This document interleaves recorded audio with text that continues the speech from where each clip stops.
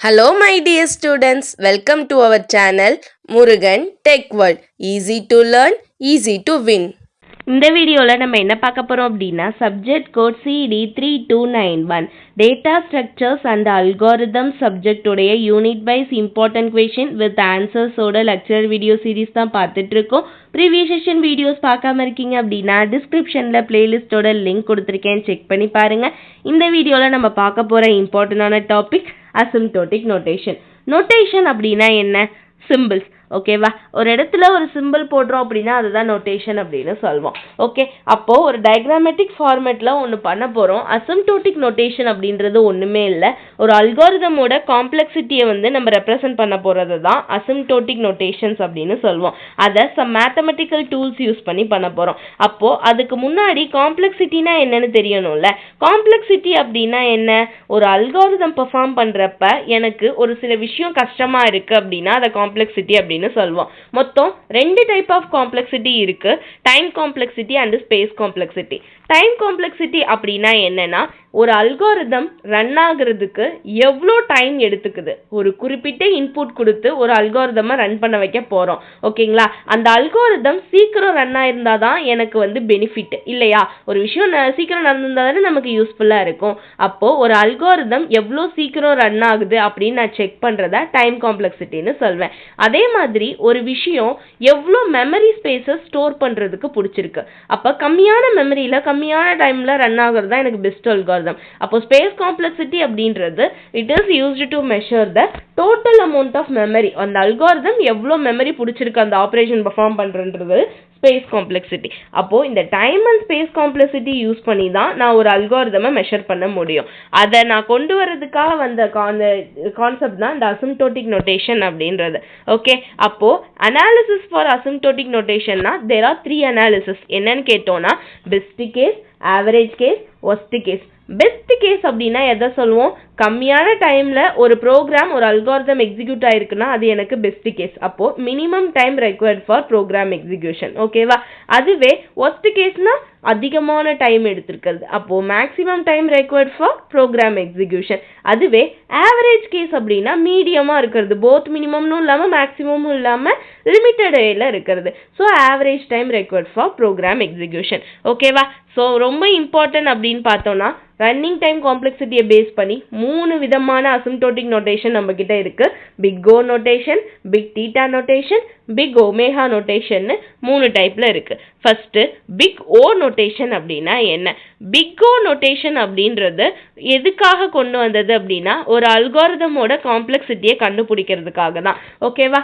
ஓ அப்படின்ற லெட்டர் ஆர்டரை வந்து சொல்றது, ரேட் ஆஃப் க்ரோத், எவ்வளோ க்ரோத் ஆயிருக்கு ஒரு ஃபங்க்ஷன் அப்படின்னு நான் சொல்ல போறது தான் இந்த ஓ அப்படின்ற ஆர்டர். ஓகே, அப்போ ஒரு இன்புட்டும் ஒரு அல்காரிதம்ல ஆக்ஷன் நடக்குதுன்னா அதுக்கு இடையில உள்ள ரிலேஷன்ஷிப்பை பற்றி தான் இந்த பிக் ஓ நோட்டேஷன் சொல்ல போகுது. ஒன்றுமே இல்லை, பிக் ஓ நோட்டேஷன்றது ரொம்ப ஈஸி. ஸோ இங்கே பாருங்கள், இப்படி தான் நம்ம போட போகிறோம். இப்போ 2 விஷயம் நமக்கு தேவைன்னு சொல்லியாச்சு. முதல்ல ஒரு டயக்ராம் கிரியேட் பண்ணிக்கிறேன். 2 ஆக்சிஸ் இருக்க போது, எக்ஸ் ஆக்சிஸ் ஒன்று, ஒய் ஆக்சிஸ் ஒன்று. ஓகேங்களா?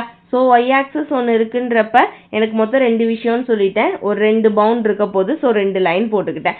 எது எது எடுத்துக்க போகிறோம்னு சொல்லியிருக்கோம்? ஆர்டர் ஆஃப் க்ரோத்னா ஜி ஆஃப் என், ஃபங்க்ஷனோட க்ரோத் வந்து எஃப் ஆஃப் என். இதுக்கு இடையில உள்ள ரிலேஷன்ஷிப்பை தான் நம்ம இங்கே காட்ட போகிறோம். ஓகேவா? இங்கே எனக்கு என்னன்னு சொல்லியிருக்கேன்? Big O notation. ஓ மீன்ஸ் நம்ம என்ன சொல்லுவோம் அப்படின்னா அப்பர் அப்படின்னு வச்சுக்கோங்க. ஸோ அப்பர் பவுண்டை தான் நம்ம ஓன்னு சொல்லுவோம். ஓகேவா? அப்போது ஆர்டர் ஆஃப் க்ரோத் அப்பராக இருக்கணும், அப்போ ஹையாக இருக்குன்னு அர்த்தம். அப்போ ஜி ஆஃப் என் மேலே, ஆட்டோமேட்டிக்காக எஃப் ஆஃப் என் கீழே. ஓகே, அப்பருன்றப்பயே மேலேன்னு தெரிஞ்சு போச்சு. அப்போ டைம் எப்படி இருக்கும்? அதிகமாக இருக்கும். அதை தான் இந்த ஜி ஆஃப் என் வந்து மென்ஷன் பண்ணுது. டைம் அதிகமாக இருந்துச்சுன்னா அது என்ன கேஸ்ன்னு நம்ம சொல்லியிருக்கோம்? ஒஸ்ட் கேஸ்ன்னு சொல்லியிருக்கோம். அப்போது இங்கே என்ன கேஸ் பர்ஃபார்ம் ஆகும்? ஒஸ்ட் கேஸ் பர்ஃபார்ம் ஆகும். அப்போ அப்பர் பவுண்டில் ஒஸ்ட் கேஸில் பர்ஃபார்ம் பண்ணுறது தான் என்னன்னா நமக்கு பிக் ஓ நோட்டேஷன் அப்படின்னு சொல்கிறோம். அப்போ இதுக்கு ஃபங்க்ஷன் எழுதணும் அப்படின்னா f of n இருக்கு, g of n இருக்கு. எது பெருசா இருக்கு? g of n பெருசா இருக்கு. அப்ப பெரிய சைடு வந்து g of n கிட்ட இருக்கும், f of n கிட்ட சின்ன சைஸ் இருக்கும். ஓகேவா? அப்போ நோட்டேஷன் அப்படின்றது அப்பர் பவுண்ட்ல இருக்கு. அப்போ worst கேஸ்ல எடுத்துக்கோ. ஏன் அப்படின்னா டைம் காம்ப்ளெக்சிட்டி எடுக்கிறப்ப அதிகமான அமௌண்ட்டை அந்த அல்காரிதம் ரன் பண்றதுக்கு எடுத்துக்குது. ஸோ அதோட ஃபங்க்ஷன் இப்படி தான் இருக்கும். டயக்ராம் இந்த மாதிரி நார்மலா போட்டுக்குவோம். ஓகேவா? அடுத்து பிக் தீட்டா நோட்டேஷன். அதுக்கு முன்னாடி பிக் ஒமேகா நோட்டேஷன் பார்த்துருவோம். ஏன்னா ஒமேகா நோட்டேஷனும் நமக்கு அப்பர் பவுண்ட் லோயர் பவுண்டு ஆப்போசிட்டா இருக்கும். அதே மாதிரி ரெண்டு எடுத்துக்க போறோம், எக்ஸுக்கு ஒய்க்கு ஒன்று. ஓகேவா? ஸோ எக்ஸ் ஒய் எடுத்தாச்சு. G of N F of N அதே தான் இங்கேயும் ரன் பண்ண போறோம். ரெண்டு எடுத்துக்கிறோம். ஓகேவா? G of N F of N. இங்க என்னது? Big omega notation. ஓக்கு ஆப்போசிட் ஒமேகான்னு ஞாபகம் வச்சுக்கோங்க. அங்க அப்பர் பவுண்ட்னா இங்க லோயர் பவுண்டு. அப்போ எங்க இருக்கும்? ஜி ஆஃப் என்னா கீழே இருக்கும். அப்போ என்ன அர்த்தம்? எஃப் ஆஃப் என் மேல இருக்கும். அப்ப கம்மியான டைம் எடுத்திருக்குன்னு அர்த்தம். கம்மியான டைம்ல ரன் ஆகுதுன்னா என்ன கேஸ்? Best case. மினிமம் டைம்ல ஒரு அல்காரிதம் ரன் பண்ணி முடிச்சிருக்கு அப்படின்னா அங்க நம்ம பெஸ்ட் கேஸ் அப்படின்னு சொல்லுவோம். அப்ப லோயர் பவுண்ட் பெஸ்ட் கேஸ்ல இருக்குன்னு அர்த்தம். அப்போ எஃப் ஆஃப் என் வந்து பெருசா இருக்கும், ஜி ஆஃப் என் வந்து சின்னதா இருக்கும். இதை தான் நம்ம பிக் ஒமேகா நோட்டேஷன் அப்படின்னு சொல்லுவோம். It is the formal way to express lower bound of an algorithm for running time. அப்போ மெஷர்ஸ் பண்றப்ப நமக்கு பெஸ்ட் கேஸா இருக்கும். அல்காரிதம் எழுதுறப்ப ரன் பண்றப்ப இந்த மாதிரி தான் ஃபங்க்ஷன் எழுதுவோம். இது பிக் ஒமேகா நோட்டேஷனுக்கு. ஓகேங்களா?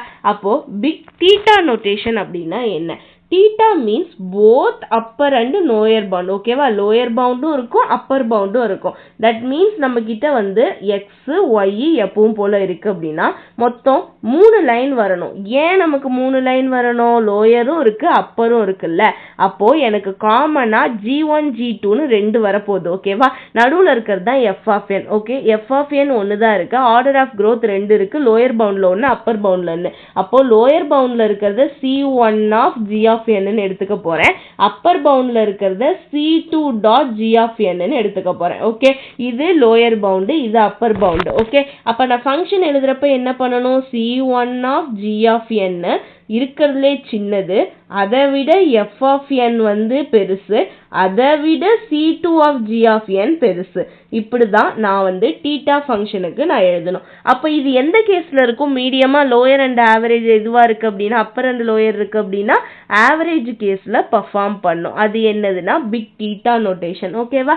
So big theta notation both lower and upper பவுண்டை வந்து எடுத்துக்குது ரன்னிங் டைமுக்கு.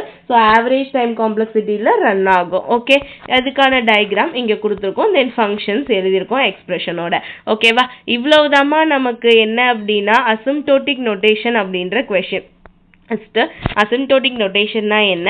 அது காம்ப்ளெக்சிட்டி ஆஃப் அல்காரிதமை கண்டுபிடிக்கிறதுக்காக கொண்டு வந்தது. அதுக்கான கேசஸ் பார்த்தோம்னா 3 cases: best case, average case, worst case. அதுல 3 டைப் இருக்கு: big O notation, big theta notation, big omega notation.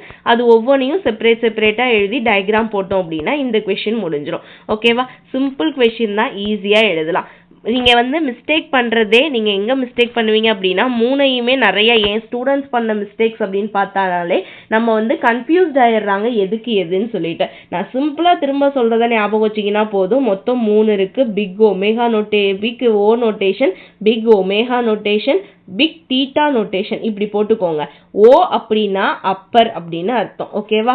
Appar அப்படின்னாலே என்ன அர்த்தம் அப்படின்னா அதிகம்னு அர்த்தம். அப்ப டைம் காம்ப்ளெக்சிட்டி அதிகமா இருந்துச்சுன்னா ஒஸ்ட் கேஸ் அப்படின்னு அர்த்தம். ஓகேவா? அடுத்து பார்த்தோம்னா ஒமேகா. ஒமேகான்றது ஓ விட அடுத்து கம்மி, ஓ மேகா அப்படின்றப்ப கம்மியா வருதுன்னு வச்சுக்கோங்க. அப்ப அப்பருக்கு ஆப்போசிட்னா லோயரு, கொஞ்சம் கம்மியானால கம்மியா தான் அர்த்தம் லோயர்னா. அப்ப டைம் காம்ப்ளெக்சிட்டி எப்படி இருக்கும்? கம்மியா இருக்குன்னு அர்த்தம். அப்ப என்ன கேஸா இருக்கும்?